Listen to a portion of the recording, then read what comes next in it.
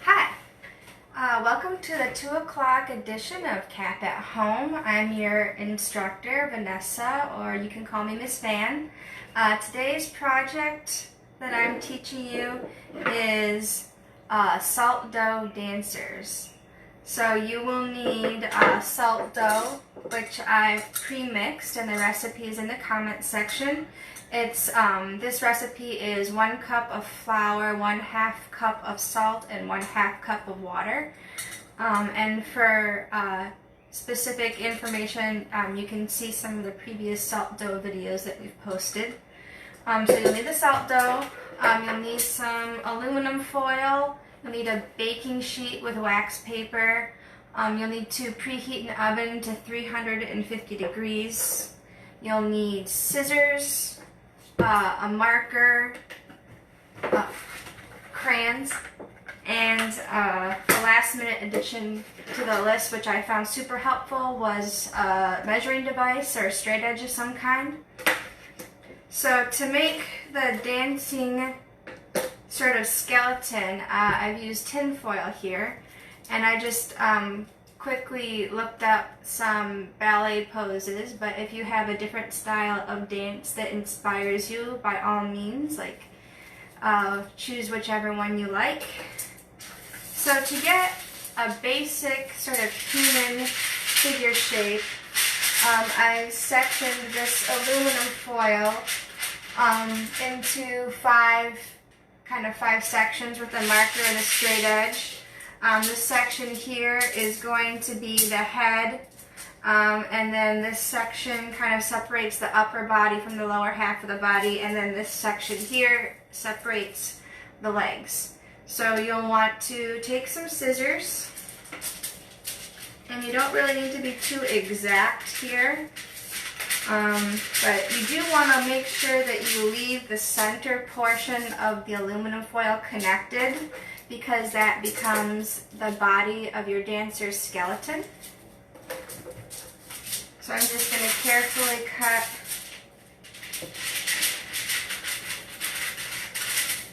out my basic arm and leg proportions. And then as you kind of crinkle the aluminum foil, you're going to lose some of this dimension, but you're going to gain kind of a separation between different parts of the body.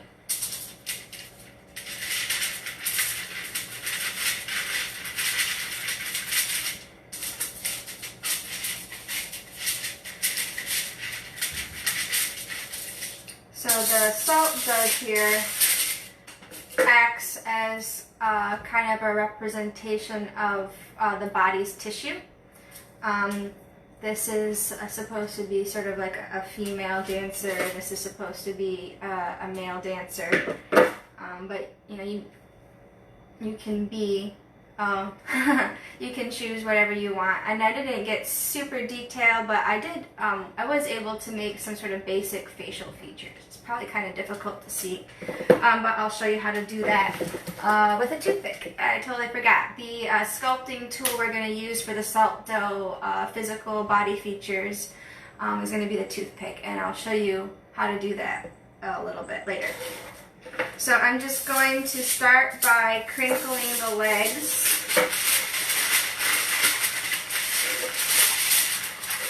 And the proportion you use is really up to you. But you do want to make sure that, like I said, the center part of the aluminum foil stays connected. So just sort of be gentle with this part of it. And it will sort of tear a little bit, but you can kind of smush it together as you go.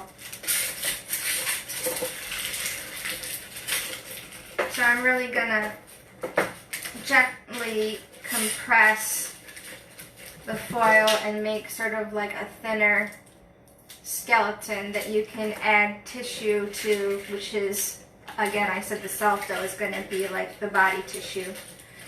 And I'd kind of like to make sure that the arms and legs stay even lengths. I want them to match up, so I might end up trimming with the scissors the edges of the tin foil.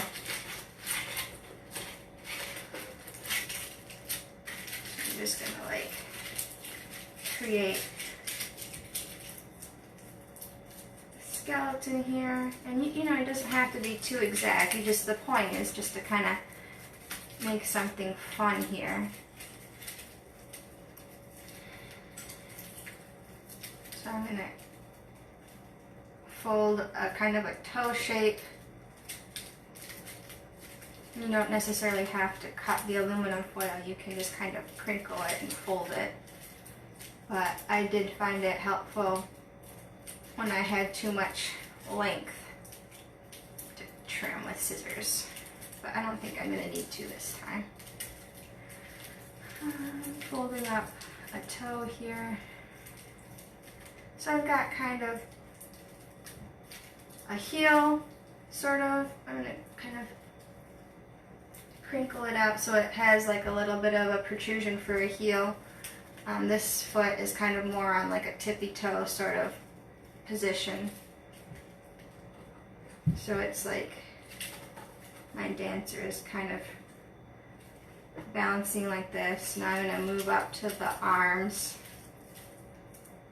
And they are kind of long and spindly, which is how I imagine this skeleton to look.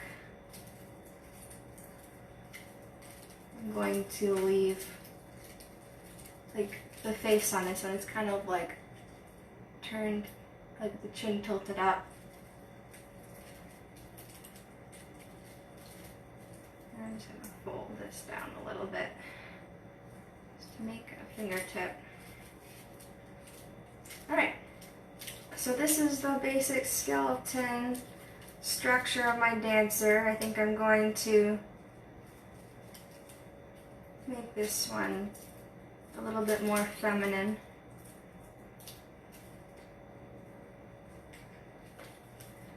Give her like a knee right here that kind of like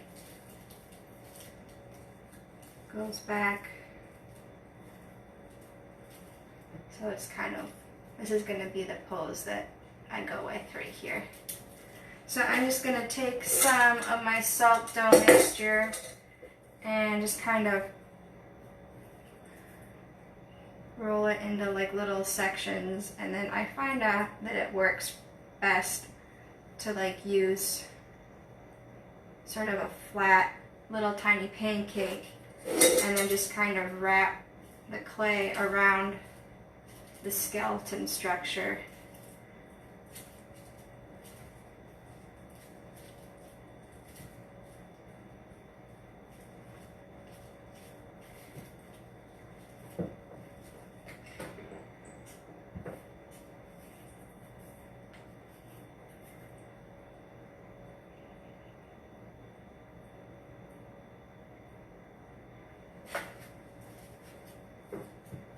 This is going to be her shoulders, and like it's going to connect to make her back.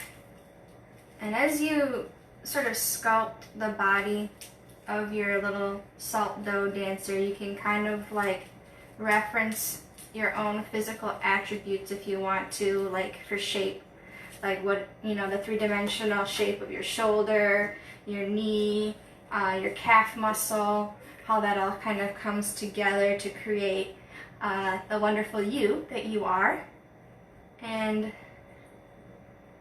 just kind of think of the different movements that you make when you dance and how you can capture that in like a little sculpture. Or if you have someone that you admire, you can think of them or like a character in a TV show. You can make something that inspires you in pretty much any direction. So I'm kind of giving my dancers some like interesting sculpture features.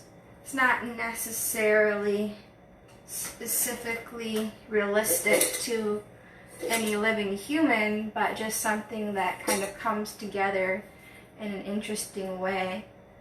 Or maybe like sometimes I wish I was taller, or sometimes I wish I had wings.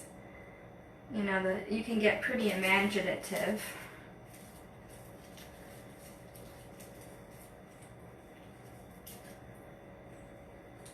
So this sculpture is going to have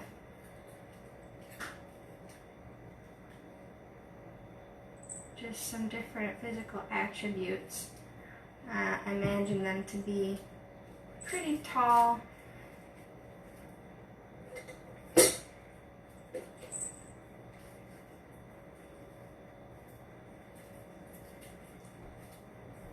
Pretty muscular, really strong, and athletic, maybe like a runner.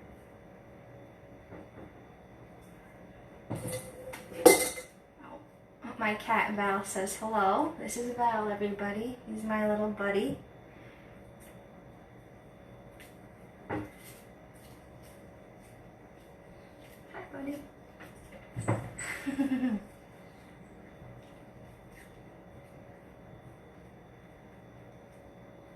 Val came to me kind of at the end of the winter, and he was a stray, probably technically feral, but super friendly, so I'm really lucky to have him as part of my family. He's a good friend. You can also give your sculpture, if you choose, more animal features, but this one I'm thinking more like a tall runner.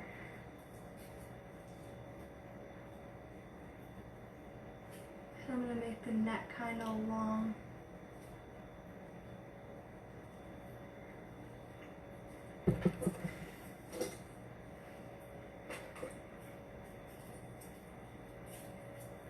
Val is named after a notable ceramic artist that I admire named Val Cushing, who I did once have the opportunity to meet.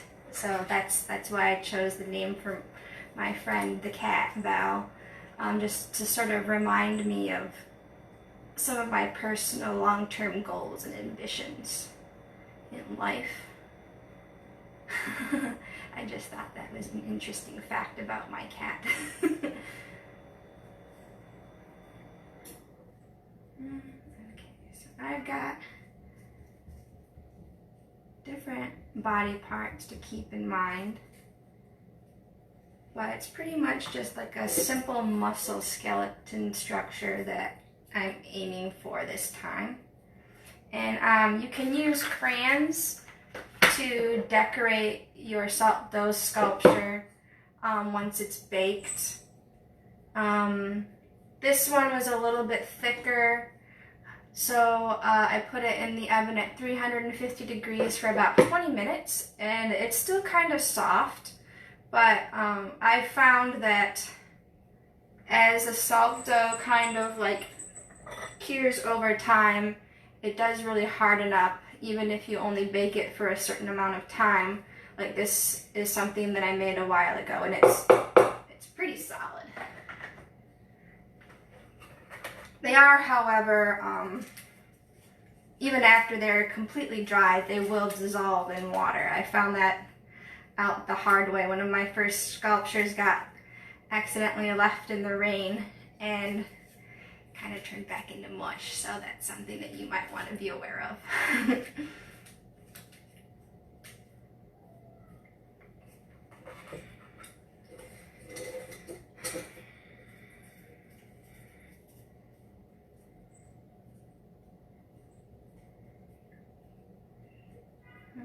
Okay, so I'm just going to finish up the body on my dancing runner and I'm going to show you how you can use crayons to decorate the finished one that I made a little bit earlier today.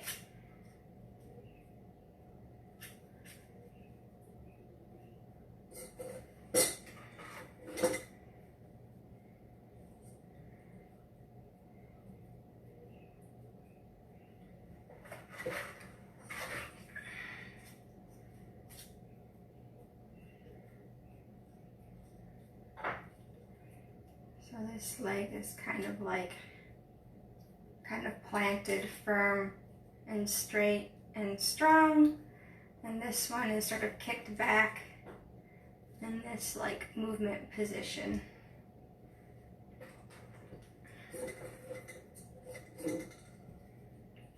I really liked this shape. It's kind of supposed to represent a ballet plie, and I don't really know that much about ballet dancing, but I like the general shape of the arms. It's kind of an interesting, fun, expressive motion that I was imagining at the moment.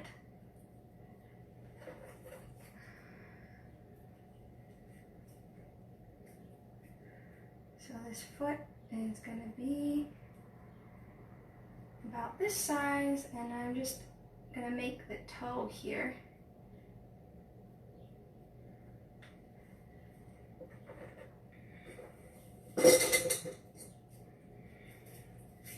I'm going to show you how to use tiny little pinches and coils of clay to make a face. So you sculpting is really an interesting process. It's both additive and subtractive. Just like if you were drawing a picture, especially if you're trying to make a specific likeness of someone in particular, you draw a line, you might have to erase it and redraw it several times to get that really specific likeness. If you are trying to do like a portrait of a friend or family member, or again like a character that you admire, you add lots of lines and you use an eraser and you take them away. Sculpting is very similar.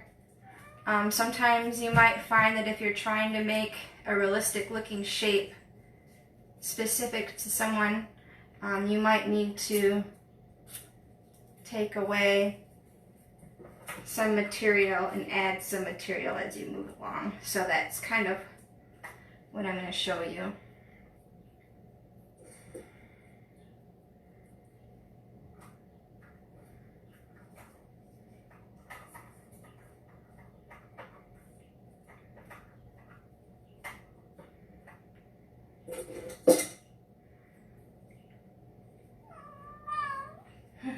My kitty is singing to me.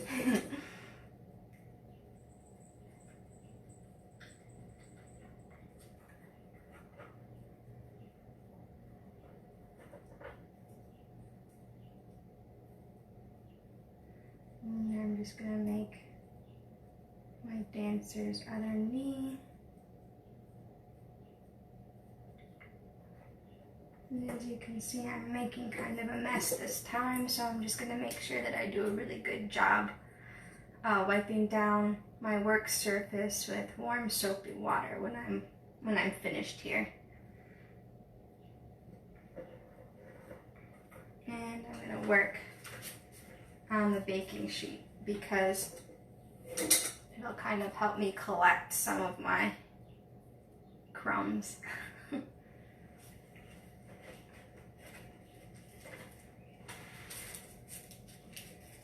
And the last sort of detail I'm going to add before I start sculpting my dancer's face is just some like fingers and toes. And maybe I'm going to add a little bit more here because you can see the aluminum foil still kind of poking through.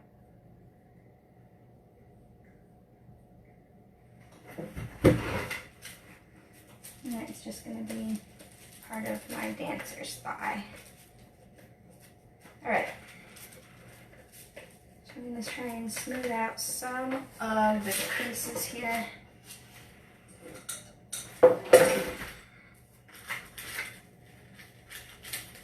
And I have one big foot and one little foot, so I'm going to take some of this away so the feet are closer to the same size, which is the subtractive part of this sculpting. There. So I'm just going to make the calf and the toe here. So now I'm going to take my toothpick and I'm going to get a little bit closer here so you can see.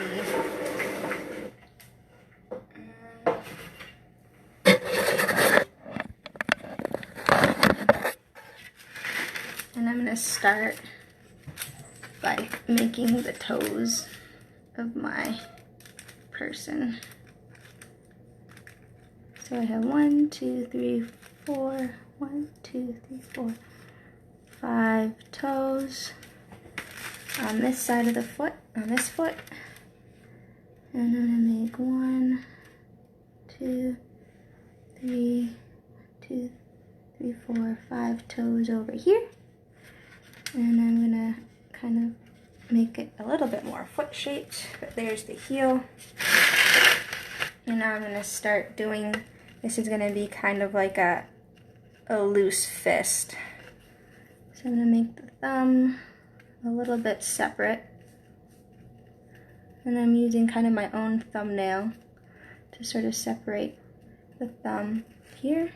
And then I'm going to make some fingers.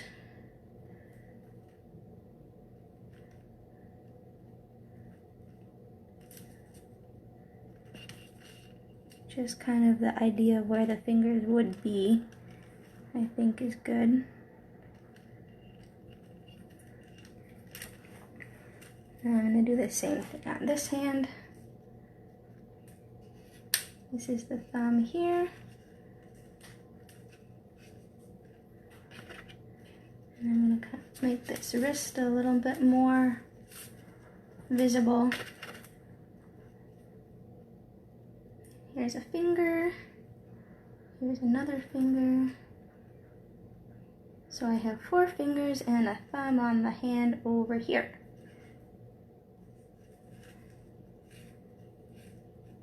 And this is working out really well. I really like making the self dough ahead of time and giving it some time to sort of like sit and become a little bit more plastic. So now I'm going to kind of use the tip of my toothpick to kind of decide where I'm going to put the eyes. So I'm just going to poke little holes just to be the start of my eyes, which is like up here, because I said I'm going to make the head kind of upward facing. And then I'm going to put the mouth here. And I'm going to use the edge of the toothpick just to make the kind of outline of where the nose is going to be by just making a little triangle. And then I'm going to take the pointy end of the toothpick to make kind of the idea of where the nostrils on the nose are going to be. But I'm still going to have to add some more of the dough to really work in the features. But you can kind of see a rough idea. So I'm going to use like really tiny pieces of dough, and this is going to be kind of the bridge of the nose that attaches to the forehead of my dancer. And I'm going to lose my initial marks, but I'm going to kind of keep track of where they were by knowing where the nose is. And it just kind of is a really basic triangle shape. And I'm going to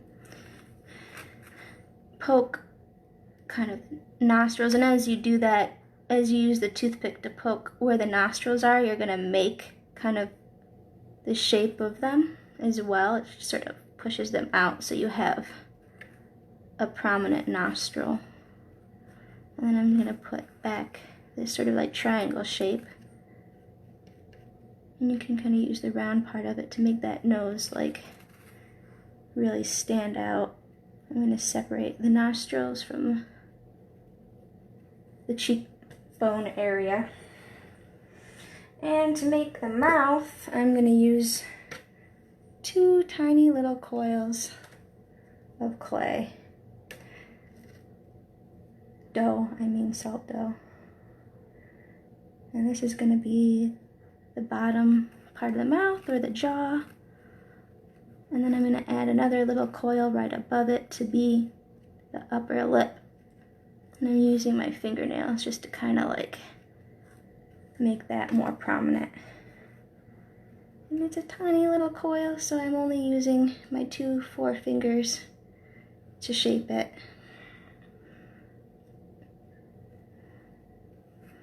And that is a really pretty smile right there. And I'm going to connect it by just using the edge of the toothpick.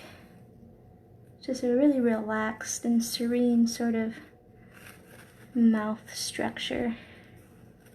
This dancer is just like really just into life in general. It's really relaxed and chill. Alright, so that's her chin. Now I'm going to put in some eyes. And you really don't need much at this point, but you can make sort of a really expressive face. I'm going to do like a little bit of an enlarged, oh, there goes the thumb. I'm going to add that back in a minute. I'm going to add a little ball for each eye.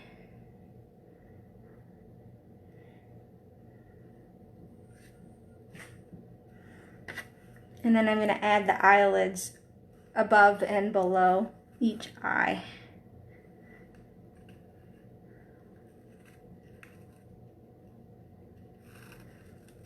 So it's just kind of a basic round shape. And I'm going to use my fingernails to start blocking in where the eyelids are going to be. And again, I'm going to make 2 very small coils for each eye for the top and bottom. This one's almost too big. That's probably more accurate.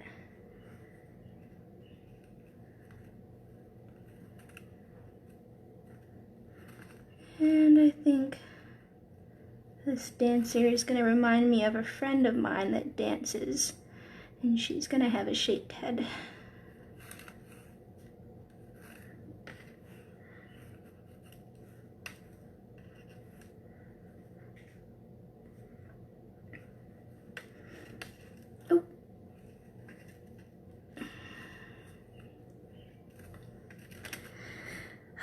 This lady keeps losing her thumbs. I have to keep putting them back on. All right. One more eye to go.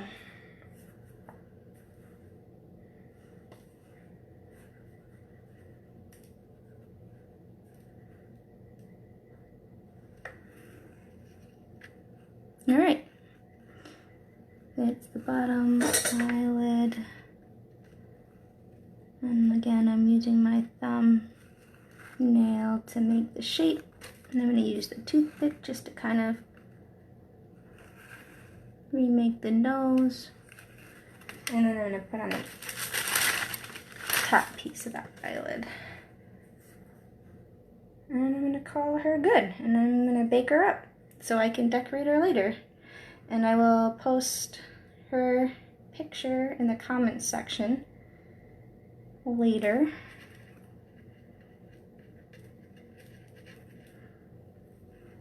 Alright, so now I'm going to just open the eye a little bit because I put it on there and it looks kind of closed.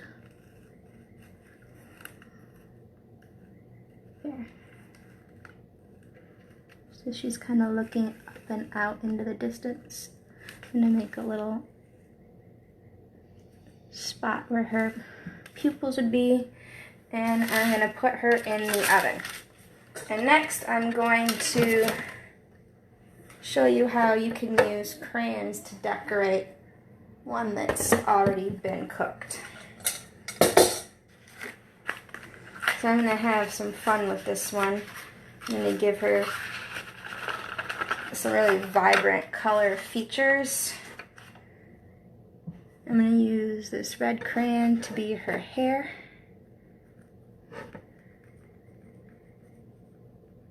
And you can see I used a toothpick to kind of demonstrate where her hair would kind of be. She has sort of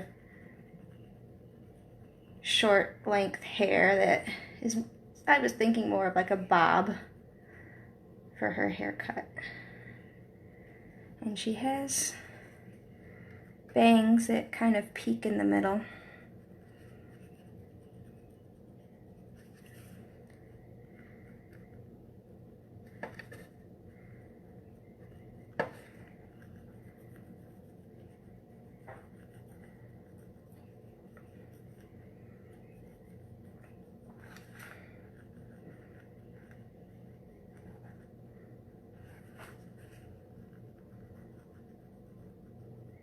So she's got red hair.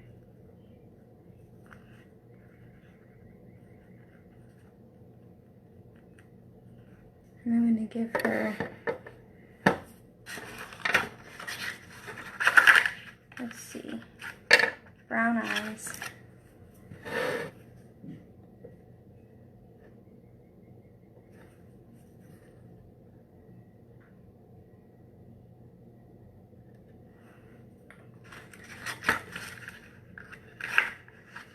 And I'm going to give her a purple leotard. It kind of ends in shorts. And I might make it striped.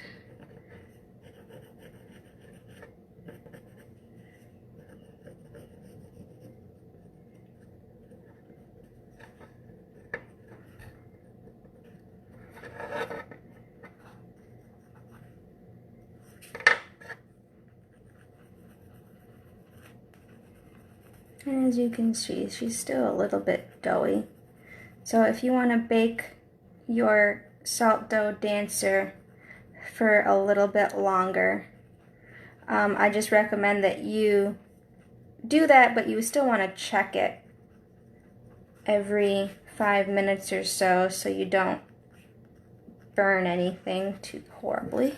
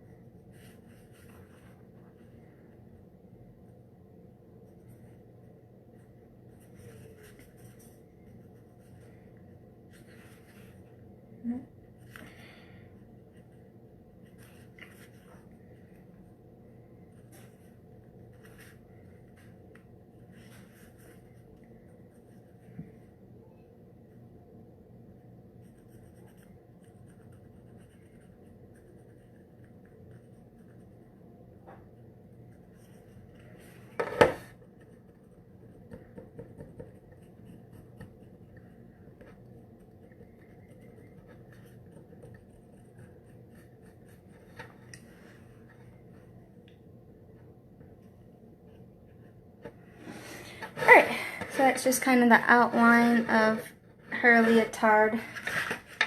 I'm going to make it purple and blue stripes.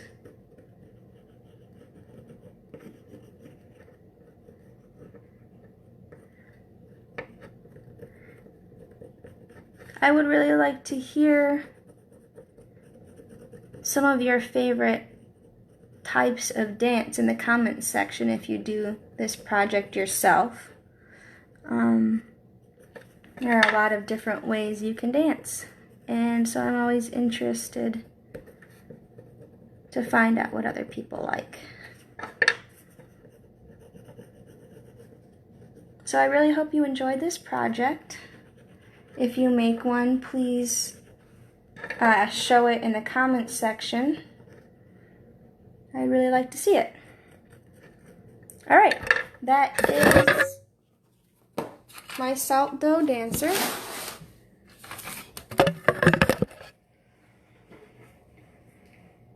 And that's her. Alright, have a good one. Bye.